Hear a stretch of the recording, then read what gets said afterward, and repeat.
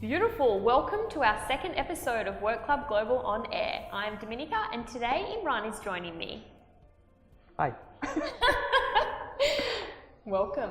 So Imran, how long have you been living in Australia for? I'm fresh off the boat. I've been in Sydney for just over 6 weeks now. 6 weeks. Yeah. Really? I've spent the last 7 years in London, and I've just flown out of spring into the middle of the Sydney winter. I remember you saying the other day that the windows don't feel sealed where you're staying right now, and that the wind is rattling them and blowing them. I don't think people in Australia know how to make houses that keep the wind out and stay warm. It's actually painfully cold, but it's only a short winter here, and I grew up in Manchester where it's a lot colder, so I'll be fine. I'll survive. Did you bring jackets and things like that So over? I bought very little. This is probably the only jumper I bought with me. I need to go shopping and buy some winter gear or Sydney winter gear, another thin jumper.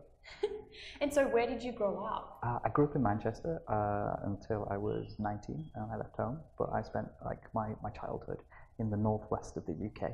Yeah. It's very grey and it rains a lot. Really? That is, I think we get the most rainfall than anywhere else in the country. Yeah. I did not see blue skies as a child.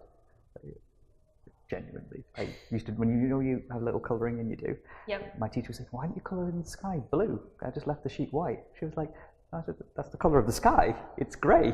Really? Perpetual grey. Yeah. Wow. Yeah. And so did you do a lot of travelling when you were growing up in the UK then?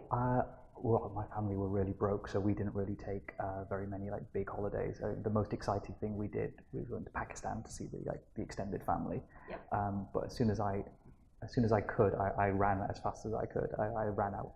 As soon as I got to university, it was okay, save my pennies, and I spend pretty much all of my money on traveling these days. Yep. Wow. And what was it like going back to Pakistan? That was I was in all of my dad's family are in the UK. They moved over in the 1950s, and they've been there for years and years now. Some of my aunties and uncles on my dad's side were born in the UK, so we're third generation or something like this. My mum's family are still in the north of Pakistan, and so we go back there. Well, I've not been back there in a very long time. Mum goes back every now and again, and it's a very different country to how it's perceived in the media. It's really beautiful. I mean, the northern part of Pakistan, on the Afghan border, which is the scary part of Pakistan, is some of the most beautiful countryside you'll ever see in the world. It's lush green mountains, big lakes, and it's totally undeveloped. It used to be, this is years ago, it used to be actually quite a big tourist resort. A lot of the richer neighbouring states would ski in the area. So you have to remember, we're back onto the Himalayas there, and there are huge mountain ranges, and so you get a lot of ski resorts there. I mean, the northeast, which starts to head towards China in that direction, you get great snow, and so you can go up on the old ski lifts. It's not well maintained. I wouldn't recommend it, but it's really pretty, and it's nice. But I just have not been back in maybe 15 years. Really? Yeah. It's been a long time. My family chastise me for this regularly. And so are your family planning, have they been out to Australia before? No one other than me has been this far. Yep. I don't know if I'll ever get the folks this far. They don't fly well. My sister is threatening to visit soon. Really? And my brother, I have an older brother and sister, and they will definitely come and visit, probably for New Year's when it's the middle of winter in the UK, and we're in the middle of summer here. I can imagine a few people turning up to use my spare room. Yeah, and Sydney's a really fun place to be for New Year's as well. Yeah. So what brought you out to Australia? What are you working on at the moment? I'm working for a little German company called IB Vogt. Actually, we're not that little, we're like a mid-sized company now. Yep. And we work in renewable energy. So we design and build solar parks, and we're working on a whole bunch of projects up and down the east coast, really, all the way from Queensland down to Victoria. We've got projects all over the place, and I'm working for them. And so you're working for a company that is sustainable focused, implementing things at a higher level? So we work in the generation space, so generating clean electricity. I mean, sustainability is a really big topic. Everything from sustainable agriculture, recycling, waste management, through to generation of clean energy. I think Australia still generates a lot of its electricity from coal power stations. Yep. And there's a concerted effort right now and a shift to move away from fossil fuel electricity generation to other sources of clean energy, things like wind, solar, and turning waste to electricity as well. There's another set of projects I worked on in the UK, actually, in an old life. But this company focuses specifically on big solar parks. So we find big areas of land out in the middle of nowhere, really. Yep. And we build, we put basically solar panels in this field, and it generates a lot of electricity, which goes down a big cable back to the major cities for where it's consumed. Wow.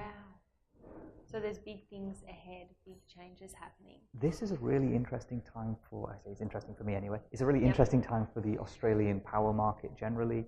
We're moving away from having, and it's something that we've seen in other countries as well, we're moving away from having these really big power stations, so really big coal power stations in central locations, and they send the power out to all the towns and cities. Yep. We're looking at what's now called distributed generation. So lots of little power plants all over the place. So lots of solar parks, lots of wind turbines, and that's called distributed generation because it's distributed along the country. Yep. So every area will make a little bit of power. That comes with a whole bunch of technical challenges on just how the infrastructure in this country is set up, how it's managed and how it's run. Now I trained as an engineer many years ago. That's my own background, and my engineering mind goes, when you have change like this, it's a great technical challenge, and it's a lot of fun for the nerds amongst us. But it's going to be interesting from a legal perspective and from a legislative perspective. There's a lot going on right now in Australia, and actually state governments, New South Wales and Victoria especially, are very supportive of clean energy. They've set some really ambitious clean energy targets. And they're with us. I like to think they're with us on this journey, and it will take the next 3 to 5 years, maybe longer, to make a real impact on this. But there's a lot of projects, say, in the pipeline. There's a lot of stuff on the horizon. So it's optimism, I'd say. There's a lot to be optimistic about. That's so amazing. And so, what about in like other areas? Like what can we do at home for the planet? Like, what are those kinds of things? Sustainability, like I say, is such a big topic, and I could nerd out on that for hours. I mean, waste is a really big thing for me. Total tangent. Sydney Film Festival's just kicking off, and there's a really interesting film showing this weekend about, I can't remember what it's called. I'll have to look that up. Yep. And it's all about our relationship with waste. Single-use plastic is such, for me anyway, it's such a horrible thing. We spend a lot of energy taking oil out of the ground. We make plastic from oils, and then we make a little plastic straw or a little plastic bag. You use it once, and then you throw it in the bin, and it ends up either in a landfill site, in a hole in the ground, or a lot of plastic waste ends up in the ocean because it's discarded and it gets blown into the sea. There are plastic heaps in the sea the size of small countries, quite literally. There's some really scary statistics of how much plastic there is in the ocean. And you have to remember, when you eat fish, these fish have been eating these plastics that are floating around. So they're quite highly contaminated. So you're actually going to be eating your plastic waste in the long term. And this is not healthy for us as people. So one of the biggest things that I rant about to people is, be mindful of your waste, of what you throw away, and if you can recycle, or if you have reusable bottles or bags, especially go to the supermarket, things like this, and don't take a straw at the bar. You get your drink, you don't need a straw, you don't need a stirrer, okay? And that is all single-use plastic that goes in the bin. It's really a mindset change, and we've got, and so I could go on for hours, but as a society, we're very lazy, I feel. Everything has to be instantaneous gratification and ease. And it's about taking an extra minute to go, actually, I'm going to the shops, I'll just take a reusable bag. I'll take my little rucksack and I'll fill my groceries up rather than bringing home 5 plastic bags. Yep. And it's that 1 minute that will actually have an impact. And it won't have an impact if just you do this. I mean, yep. we need to, like, a few million other people to follow us along on this. Yeah. But waste is the biggest thing for me. It's being aware of how much waste we create. Yep. Wow. And when did you become aware of it? So you studied engineering at university? I studied chemical engineering, and yep. actually it was in my last year of university, in yep. my master's year, we had, and it's a real credit to the university, the only compulsory module in my master's year was a sustainability module. Really? Yeah, it was a double module on sustainability. It's the only thing they forced us to take. Yep. And we had amazing guest speakers and guest lecturers from all over the world talk about things like, in the UK it's not so relevant, but in this country definitely is water management. Mm-hmm. If you're in a hot country or a semi-dry country, managing your water use is critical. And that's part of sustainability, sustainable agriculture, what crops to grow, and how to best use the land available to you to feed your population. Yep. And that sustainability module really, it really hit me hard in a quite a subtle way. It took maybe till the end of that module before I was a little bit lost in this. And again, engineering mind, maybe you look at this as a question of there's currently 7 billion people, maybe a bit more on the planet. Yep. I think if we project that forward, I think the estimate is it'll be about 10 billion where we hit like a steady state of how many people there are going to be on the planet. And maybe I'm really left-wing socialist on this, but you think there's 10 billion people. We have the means as a society, not just Australia, but the world has the means and the technology to feed all of them, yep. to make sure they're all warm and dry, yeah, and have a basic standard of living. We can even put in basic access to electricity in that, and clean water. For 10 billion people, that isn't unachievable if we were to have a concerted effort as a species, really. Yep. And it's really a mindset to say, no, you know what, capitalism and greed really shouldn't be the focus of this, just so like the top 1% can have another Ferrari, yep. is not the point. For me, and again, I'm a bleeding heart socialist on this, yep. where the point for me should be, well, actually, we can, without significant cost, give everyone that base level of existence and human dignity, really. And that's what it comes down to, and it comes back down to really fundamental social questions. And maybe I read too much philosophy, but fundamental social questions of what do we want from a society? How do we want to? Do we want to live in a compassionate, loving society or a caring society that goes, look, everyone, doesn't matter where you were born, no one had a choice about where they were born. You were just born, and we were very lucky. I was very lucky to be born in Manchester rather than in Pakistan in a refugee colony for maybe a generation earlier, where the country was divided and millions of people were displaced. That was my grandparents' generation, and they had a really rough life. They didn't have a choice in that. Yep. I got a good university education in a first world country. I didn't have a choice in that. But we could give everyone a very basic standard of living. We could give everyone clean water, access to food and shelter. And that's where sustainability comes into this, because it's a different mindset. Whereas a lot of traditional economic theory maybe would go to, look, we have resources, we have the oil, we have coal in this country, we have this, we will sell it at the best price and we will just get rich. Whereas actually the mindset of sustainability is generally a bit more left-wing on this, yep. because it is a bit more about, well, if we do that, we're not going to leave much of a planet for the next generation to start with. And actually, what is the end game? If it's just wealth, it's something that I can't buy into. And that's kind of the trajectory I've got sucked in on in the last 10 years. And it's been an interesting journey, because not everyone shares such, and it is maybe naive, and I'll fully accept that, naive, egalitarian kind of utopian vision of where we could go as a society. But I mean, for me, the fundamental of it is just compassion. It's just compassion for other humans. Yeah. And if we can be compassionate to other humans, then, sustainability fits into that in a huge way. Yeah. Because all right, I throw my plastic wastes away. I don't care where it ends up, but actually it's going to end up in a landfill site or an ocean and pollute a beach 1,000 miles away.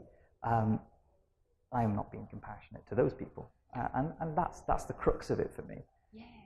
Sorry, I could rant about this for hours. No, it makes so much sense.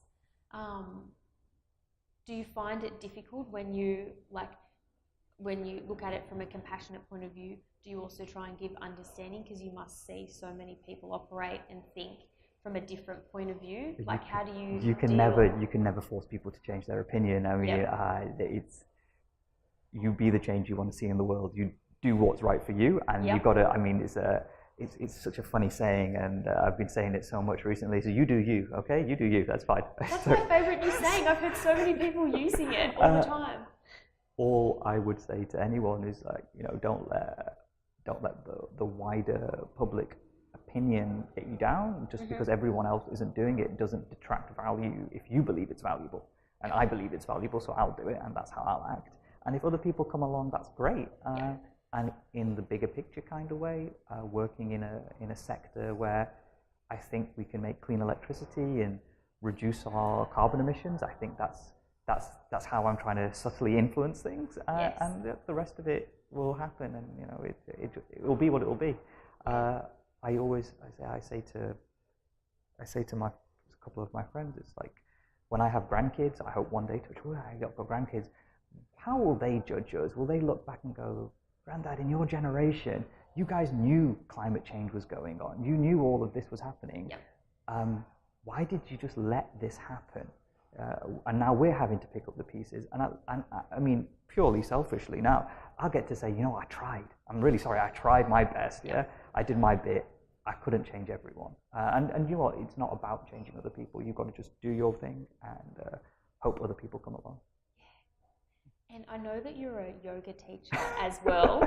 This is something else. It's just another something else that's adding beautifully to the world. What do you get out of yoga? Why were you drawn in? Oh, I mean, so I started practicing yoga like a lot of people do, just because it's a bit of exercise, it's good fun, and I started that years and years ago. Actually, it was an ex of mine who first dragged me to a yoga class and said, "You'll enjoy it. It's a bit of fun."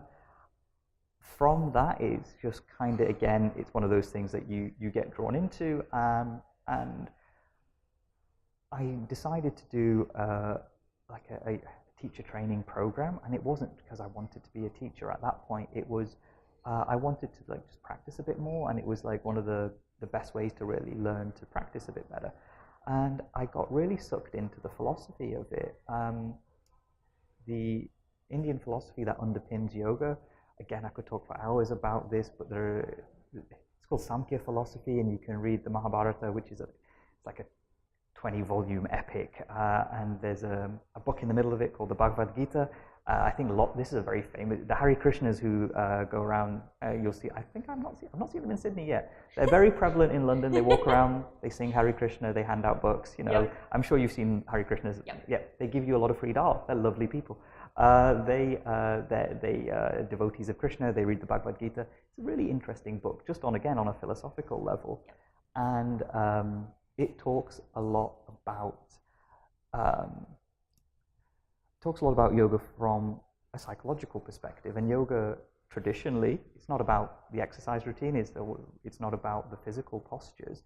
Yoga is about controlling your mind, and it's really the fundamental piece that leads into a lot of modern mindfulness therapy and a lot of modern mindfulness mental health practices that exist around stress management and anxiety management.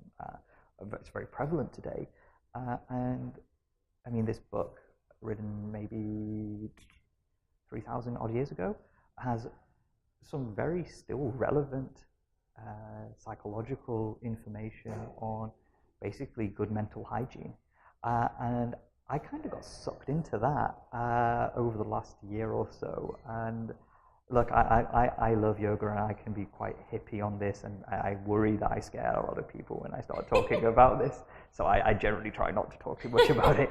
But it's even if you just want the physical side of it, it's great. It's a great physical practice. It's not about like hitting the gym and pumping iron and having huge biceps. It's very holistic for the body, and I mean, I turn around and I do say to folks, look, my yoga teacher's in his 50s, and he looks better than I do, and he's more supple, and he has it's longevity. It gives you longevity of health, and even if you don't want to buy into any of the hippie philosophy and any of that, you don't need to. It doesn't matter. I mean, this is a beautiful thing. Take from it what serves you, and it's great fun. And I don't teach very much anymore. Like I say, I've only just arrived in Sydney. I've hardly settled in. I'd love to do a little bit of teaching. Taught a little bit when I was in London, but not very much. And yeah, I mean, for me, more than anything, I actively practice. I practice as much as I can. Yep. That's so awesome. Maybe you could even do some classes here. I've already spoke to Sherelle about this. Oh, did you? Yeah. Yep. I'm not. I'll do some lunchtime meditation. Yeah, that would be amazing. I mean, I'd be happy to do that. I think that would be good fun, actually. I think that would be amazing. I want to hear more. But thank you so much for joining us. Oh, not a problem. So excited that you're here and a member at Work Club as well. Thank you very much. Really happy to be here. Perfect. Thank you.